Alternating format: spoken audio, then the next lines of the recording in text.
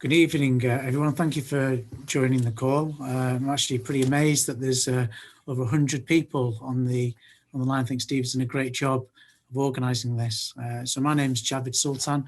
I'm one of the consultant surgeons at Salford Royal. I'm actually the GM clinical lead for upper GI cancer, but actually another passion of mine is weight loss surgery and bariatric surgery. And I'm here today just to give you a little overview about weight loss surgery options that we have at Salford, a bit about the team, and it's a slightly different slant. Second part will be Patrick Casey, my research fellow, who's just going to run through a research proposal that we're submitted for funding. We'd like to get people's opinions as to what they feel about the research project, whether it's achievable and whether anyone's got any input for it.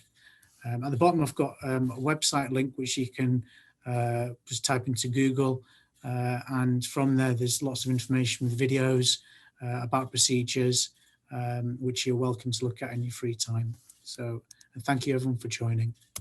So the Salford team, it's really important to have a multidisciplinary team to get the best outcomes.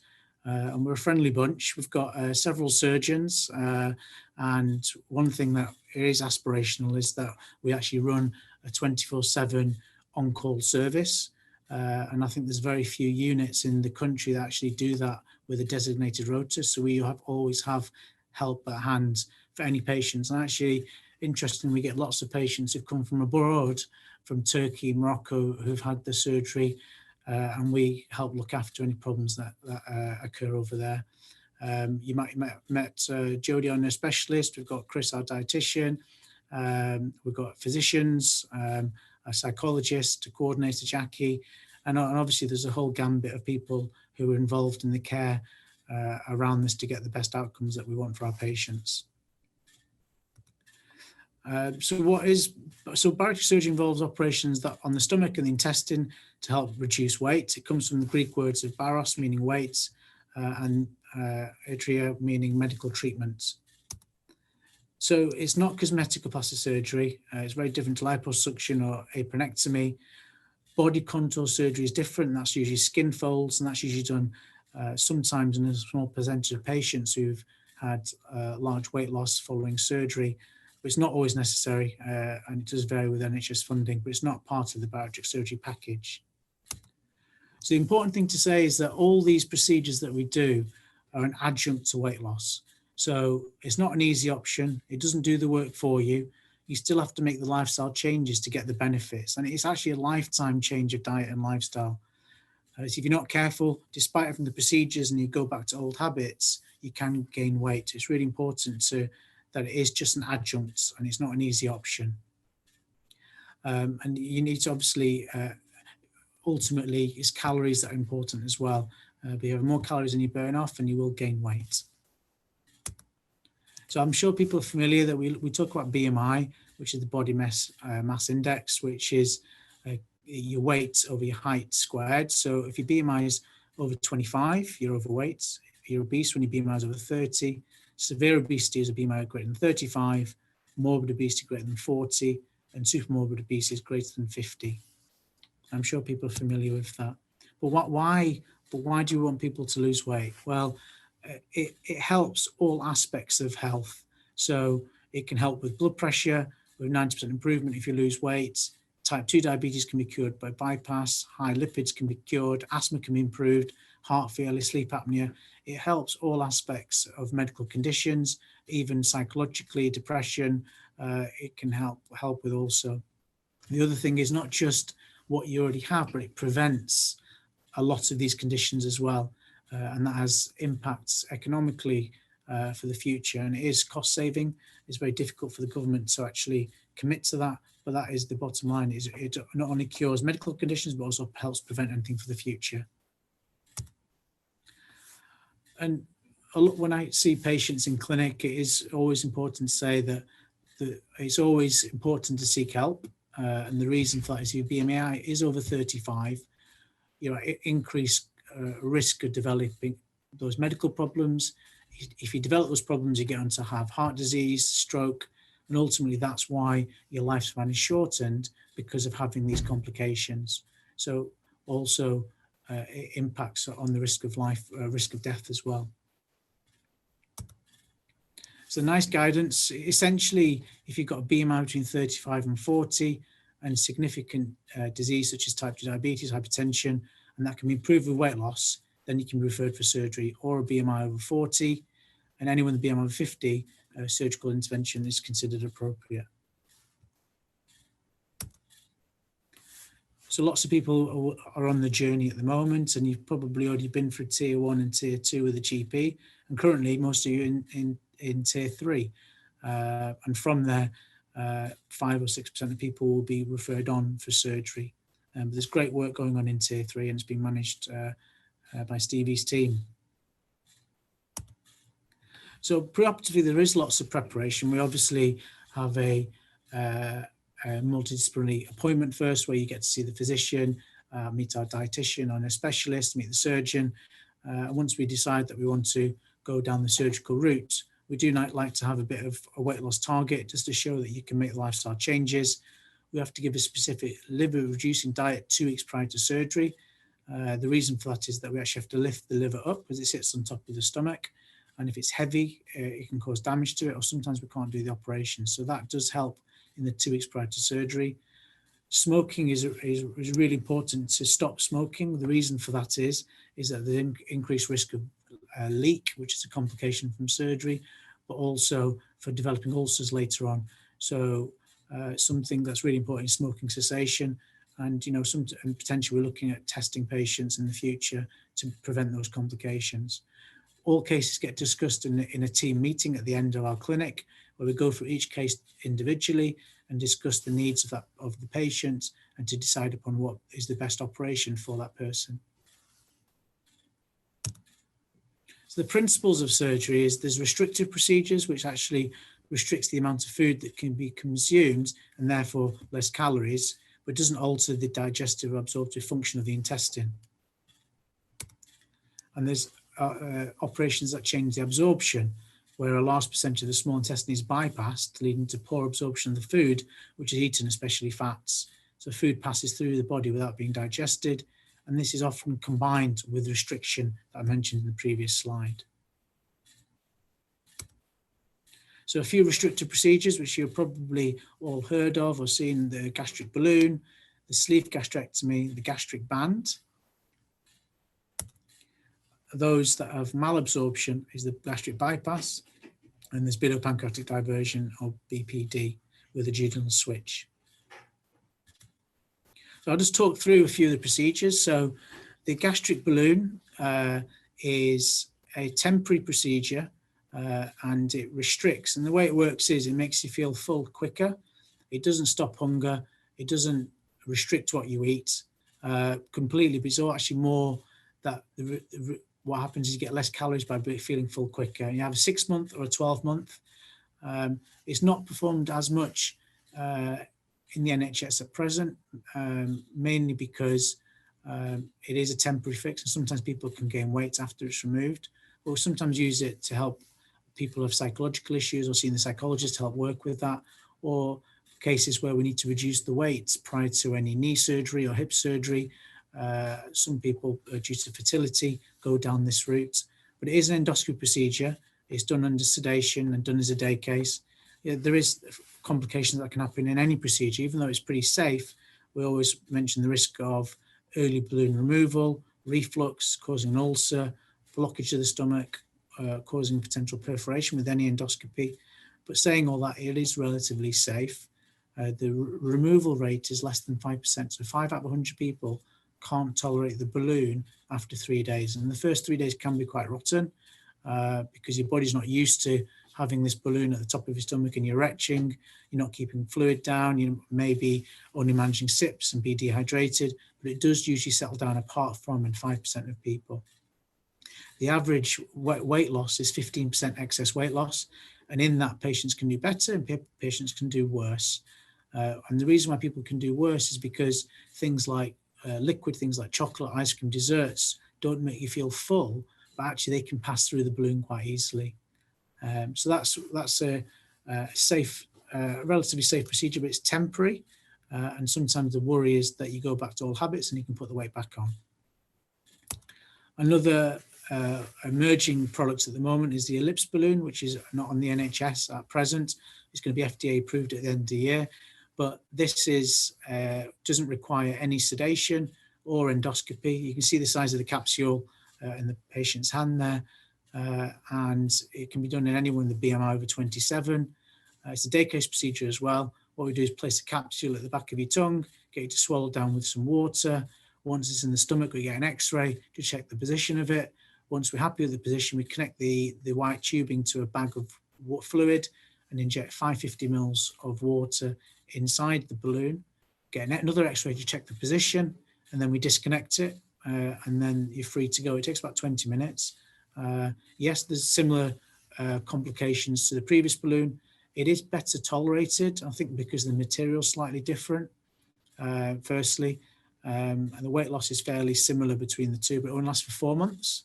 And it doesn't require a removal because you just pass it naturally after the 4 months. When you pass it naturally, you won't notice it. You might get 40% of people can get cramps, but 60% won't even know they've passed it. Again, the weight loss is 10 to 15% excess, and the removal rate is 2%, so it's slightly better tolerated. But this is not on the NHS at the moment, but hopefully in the future it may become an option at some point. The bands, it is available for select patients. It has not taken as much popularity as it was 10 years ago. We do generally take out more bands than we put in, but it is an option for certain patients. I've certainly done a few in the last year in the NHS. And what it involves is almost like a ring at the top of the stomach. So normally when you eat food, your stomach swells, you get signals going to the brain which say that you're full. So the idea of the band is you've got a smaller stomach at the top, so you get those signals sent earlier, which means that you feel full quicker, and hence you stop eating. And you can also restrict, so reduce your calories that way. It's a day case procedure. It's relatively safe, but there is always risks with everything. The main problem with the band is that you can get things like slippage, or the top portion of the stomach, you can get a bigger pouch at the top, so you can get more reflux. The tubing connects to the port, so you can see that there's a port which sits under the ribs, and that's where you put a needle in to inflate it and deflate it, to tighten the band and loosen the band. You can get problems with infection there. You can get problems with your swallowing or worsening reflux, and 10% of people can require an operation. The biggest worry is if you get infection and you get something called an erosion, which can happen. But these are obviously all the worst case scenarios, and if it works well, certainly you can get up to 40% excess weight loss if you've got an engaged patient who works with the team and is motivated. Some people don't work with it and actually deflate the band when they go on holiday and that sort of thing, and they don't really engage in it, which is why sometimes the results aren't good. But the gastric band is an option, and what we're doing is really working up a ladder. So as each operation comes, you get more weight loss, but the risks get worse, if that makes sense. The balloon's the lowest risk, then the bands, and then we'll go on to the sleeve, which is a great operation. It's best for patients who don't have reflux. It's restrictive, and it's a permanent. It's good for those who have volume eaters. Hospital stay has come down right down now. It's usually 1 night stay, home the next day. And as you can see from the picture there, what we do is we insert a calibration tube that goes into the stomach, and then we remove 2/3 of the stomach, so you've got a banana-shaped stomach. So you get restriction there, but you also get the top of the stomach also produces hormones called ghrelin, which is for hunger, and this operation also reduces your hunger. And you can get about 60 to 70% of your excess weight loss with this. It is slightly riskier. There's always risk from surgery. You can get bleeding. There's risk to your life. Reflux can get worse.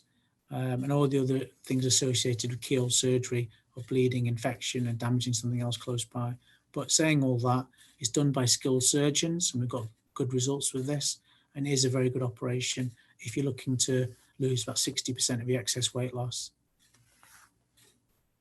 The next operation is a gastric bypass, which is a little bit more complex, but what you do is you create a small stomach and then you redivert the bowel, so you get malabsorption, as I've alluded to before. And this is great for diabetic patients or those who have reflux. And And it's not one size fits all. It's usually down to a detailed discussion with the patient and looking at the comorbid, any medical problems you have to try and decide which is the best operation for you. Again, hospital stay is actually a one-night stay now. It's come right down. There is slightly more risks to your life. We've got 2 join-ups of bowel, so they can have problems with bleeding.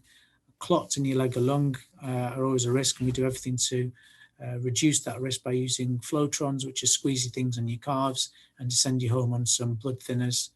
There's a slight increased risk of having nutritional problems in the future, diarrhea, abdominal pain, weight regain potentially, and there's always worry of gaps we call hernias, where there's gaps between the bowel where things can twist through, which is a lowest risk, but it is there.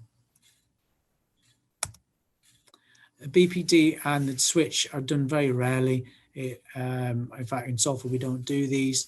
There's lots of nutritional deficiency problems.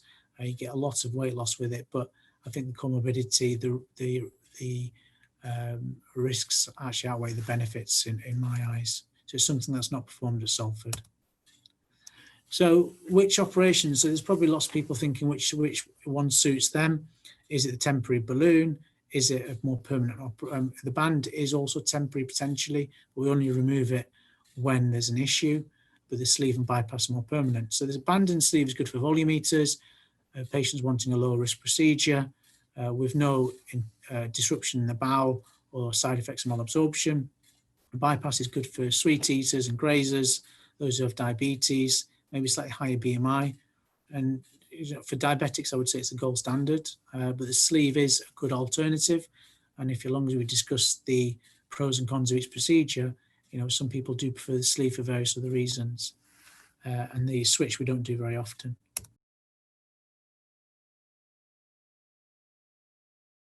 Hello, everybody. My name is Patrick Casey. Thanks very much for giving me this virtual stage for the next 5 or 10 minutes.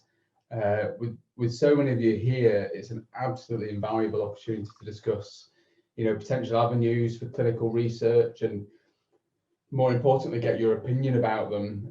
I'm a great advocate of the fact that clinical research is absolutely pointless unless you, the patient, see the point in the research and that you think it's something that you could get involved with and that you tolerate. So as I say, by way of introduction, I'm a trainee surgeon by trade. I'm currently devoting a bit of time to clinical research under the expert supervision of Mr. Sultan. And we've got a specialist research interest in fitness prior to surgery. So we're interested in getting as physically prepared for an operation as possible, because we think that gives you better results, your recovery is quicker, and everything's just better about it. And obviously COVID is a hot topic at the moment. Its ramifications directly and indirectly are widespread, and there's a real drive in the arena of clinical research to incorporate COVID into research. So I thought I'd introduce a research topic which looks at COVID and its impact on patients waiting for bariatric surgery. So let me just see if I can open my presentation up.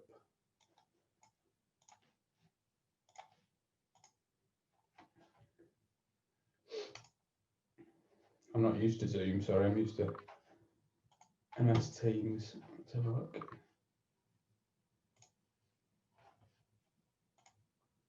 Is that working? Yeah, we can see it. that. See that? Super. Yeah, so that's me. So the aims of this brief presentation, like I say, it's just 5 or 10 minutes, is I want to describe a clinical study to you, which you have the potential to be invited to in the future. And I want to know your honest opinions as to whether you think the study is worthwhile, you think it's worth doing. And the tests that we're describing as part of the study, do you think that's something you could tolerate? Do you think it's something you'd be willing to put up with? And then any other ideas or concerns that you might have. So what we know, what the background is now, is that basically the fitter you are, the better. And that's not just relative to exercise tolerance, how many flights of stairs you can climb, but there's this important ratio between how much muscle you have, how much bone and muscle you have, compared to the amount of fat tissue you have. And there's lots of evidence, mainly in cancer surgery, but also in bariatric surgery, that if you have more muscle compared to fat, then it's better. What we also know is that the pandemics had a huge impact on bariatric surgical services, with lots of patients having their operations cancelled or significantly delayed. What we also know is that patients who have had COVID in the past, even if it was a mild bout of it, who also have a high BMI, are more likely to have complications following their surgery. We also know that we're going to see more COVID survivors. So as it goes around our communities, we're going to be offering people surgery that have had COVID in the past. But what is crucial is that we know that lockdown restrictions are making it more and more challenging to get fit and lose weight and make yourself as fit as possible prior to surgery. So what we don't know is to what extent COVID causes physical deconditioning. And there's certainly a direct effect by being laid up in bed for 2 weeks, or its impact on your lungs. And then there's the indirect effect by swimming pools closing, gyms closing, not being allowed to leave your house. And what we want to know is what the impact on bariatric surgical risk is, and does COVID infection put you at higher risk of having an operation? So we posed a research question that what are the direct and indirect effects of COVID-19 on physical function, body composition prior to bariatric surgery? Very simple way that you can look at this. You get a load of people that are being considered for surgery, and then you look at people that have had COVID or get COVID and those that never have it, and just look at the outcomes. It's a very simple method.